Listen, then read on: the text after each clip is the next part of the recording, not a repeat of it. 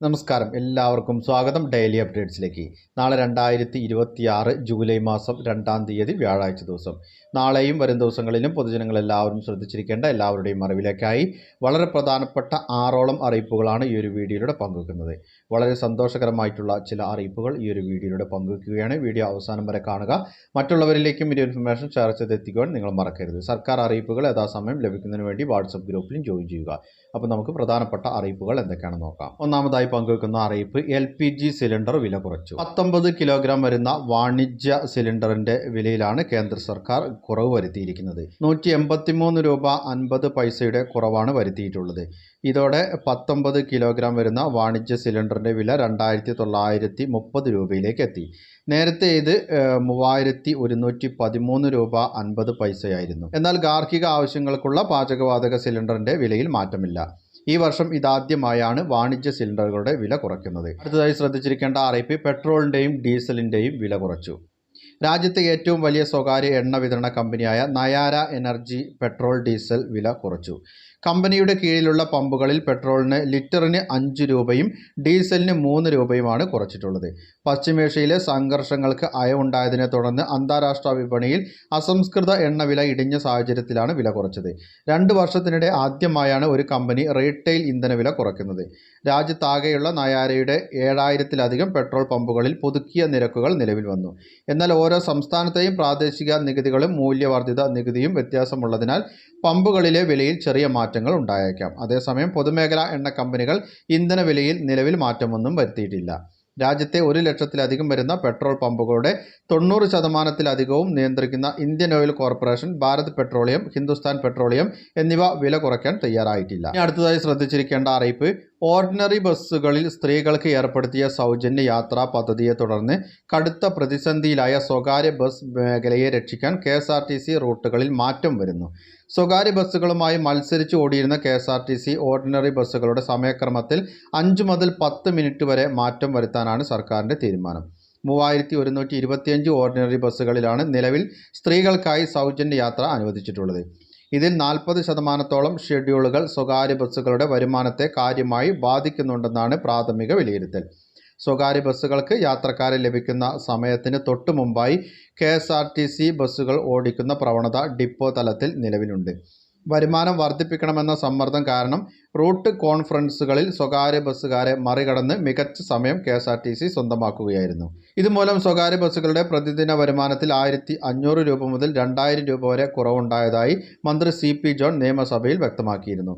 10 വർഷം മുമ്പ് 24,000 ഉണ്ടായിരുന്ന സ്വകാര്യ ബസ്സുകൾ ഇന്ന് 8,000-ന് താഴെയായി ചുരുങ്ങി.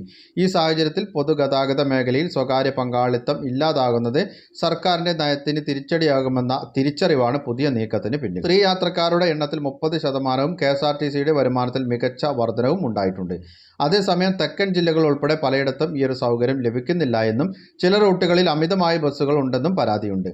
പദ്ധതിയുടെ അവലോകനത്തിന്റെ ഭാഗമായിട്ടാകും റൂട്ട് പുനഃക്രമീകരണം നടപ്പാക്കുക. യാത്രക്കാർക്ക് ബുദ്ധിമുട്ടുണ്ടാകാത്ത രീതിയിൽ സ്വകാര്യ ബസ്സുകൾക്കും നിലനിൽപ്പിനുള്ള സാഹചര്യം ഒരുക്കാനാണ് സർക്കാർ ലക്ഷ്യമിടുന്നത്. അടുത്തതായി പങ്കുവെക്കുന്ന അറിയിപ്പ്, രാജ്യത്തെ ഗ്രാമീണ മേഖലയിലെ ദാരിദ്ര്യ നിർമ്മാർജ്ജനത്തിൽ പ്രധാന പങ്കുവഹിച്ചിരുന്ന മഹാത്മാഗാന്ധി ദേശീയ ഗ്രാമീണ തൊഴിലുറപ്പ് നിയമം ചരിത്രമായി. പകരം കേന്ദ്ര സർക്കാർ കൊണ്ടുവരുന്ന Viksit Bharat guarantee four Rozgar Aajeevika mission, അതായത് VBG-RAM പദ്ധതി ഇന്നു മുതൽ പ്രാബല്യത്തിലായി. വിയോജിപ്പ് ഉന്നയിച്ച കേരളം, കർണാടക, പഞ്ചാബ് ഉൾപ്പെടെയുള്ള സംസ്ഥാനങ്ങളും പദ്ധതി നടപ്പാക്കാൻ വിജ്ഞാപനമിറക്കിയിട്ടുണ്ട്. പേരുമാറ്റത്തിനൊപ്പം പദ്ധതി വിഹിതം പൂർണ്ണമായി കേന്ദ്ര സർക്കാർ വഹിച്ചിരുന്ന പദ്ധതി കേന്ദ്ര സംസ്ഥാന സർക്കാർ പദ്ധതിയാക്കിയാണ് മാറ്റിയിരിക്കുന്നത്. പുതിയ പദ്ധതിയിൽ 40% വിഹിതം സംസ്ഥാനം വഹിക്കണം. 125 ദിവസം തൊഴിലാണ് പുതിയ പദ്ധതിയിൽ കേന്ദ്രം ഉറപ്പുവരുത്തുന്നത്. സംസ്ഥാനങ്ങൾക്കുമേൽ വലിയ ബാധ്യത കെട്ടിവെച്ചാണ് ഈ ഒരു പദ്ധതി നടപ്പിലാക്കുന്നത് എന്നുള്ള ആക്ഷേപമുണ്ട്. പുതിയ പദ്ധതിക്ക് കീഴിൽ ചെയ്യാവുന്ന 318 പ്രവൃത്തികളുടെ കരട് പട്ടിക കേന്ദ്ര സർക്കാർ സംസ്ഥാനങ്ങൾക്ക് കൈമാറിയിട്ടുണ്ട്. ജലസുരക്ഷ, ഗ്രാമീണ അടിസ്ഥാന സൗകര്യം, ജീവനോപാധി അടിസ്ഥാന സൗകര്യം, ദുരന്ത നിവാരണം എന്നീ വിഭാഗങ്ങളിലാണ് പ്രവൃത്തികൾ. അടുത്തതായി പങ്കുവയ്ക്കുന്ന അറിയിപ്പ്, സംസ്ഥാനത്തെ ദേശീയ സെൻസസിന്റെ 1-ാം ഘട്ട പ്രവർത്തനങ്ങൾ ആരംഭിച്ചു. ആദ്യഘട്ടമായ ഭവന സെൻസസ് ആണ് ഈ മാസം 30 വരെ നടക്കുക. വീടുകളുടെ കൃത്യമായ പട്ടിക തയ്യാറാക്കുന്നതിനൊപ്പം ജനങ്ങളുടെ അടിസ്ഥാന സൗകര്യങ്ങളെക്കുറിച്ചുള്ള സമഗ്രമായ വിവരശേഖരണവുമാണ് ഈ ഒരു ഘട്ടത്തിൽ പ്രധാനമായും ലക്ഷ്യമിടുന്നത്. ഭവന സെൻസസിന്റെ ഭാഗമായി വീടുകളിലെത്തുന്ന എന്യൂമറേറ്റർമാർ ആകെ 33 ചോദ്യങ്ങളിലൂടെയാണ് വിവരങ്ങൾ തേടുക. വീടുകളുടെ നിലവിലെ അവസ്ഥ, കുടുംബങ്ങൾക്ക് ലഭ്യമായിട്ടുള്ള കുടിവെള്ളം, വൈദ്യുതി ഉൾപ്പെടെയുള്ള അടിസ്ഥാന സൗകര്യങ്ങൾ, നിലവിലുള്ള ആസ്തികൾ എന്നിവയെക്കുറിച്ചുള്ള വിവരങ്ങളാണ് ഇതിലൂടെ ശേഖരിക്കുന്നത്. ഫീൽഡ് തല വിവരശേഖരണം കുറ്റമറ്റ രീതിയിൽ പൂർത്തിയാക്കുന്നതിനായി വിപുലമായ ജീവനക്കാരെയാണ് സംസ്ഥാനത്തുടനീളം വിന്യസിച്ചിരിക്കുന്നത്. ഇതിനായി 61,282 എന്യൂമറേറ്റർമാരെയും അവരുടെ പ്രവർത്തനങ്ങൾക്ക് മേൽനോട്ടം വഹിക്കുന്നതിനായി 10,189 സൂപ്പർവൈസർമാരെയും പ്രത്യേകമായി നിയോഗിച്ചിട്ടുണ്ട്. പൊതുജനങ്ങൾക്ക് ഓൺലൈനായി വിവരങ്ങൾ രേഖപ്പെടുത്താനുള്ള സെൽഫ് എന്യൂമറേഷൻ സമയപരിധി ഇന്നലെയോടെ അവസാനിച്ചു.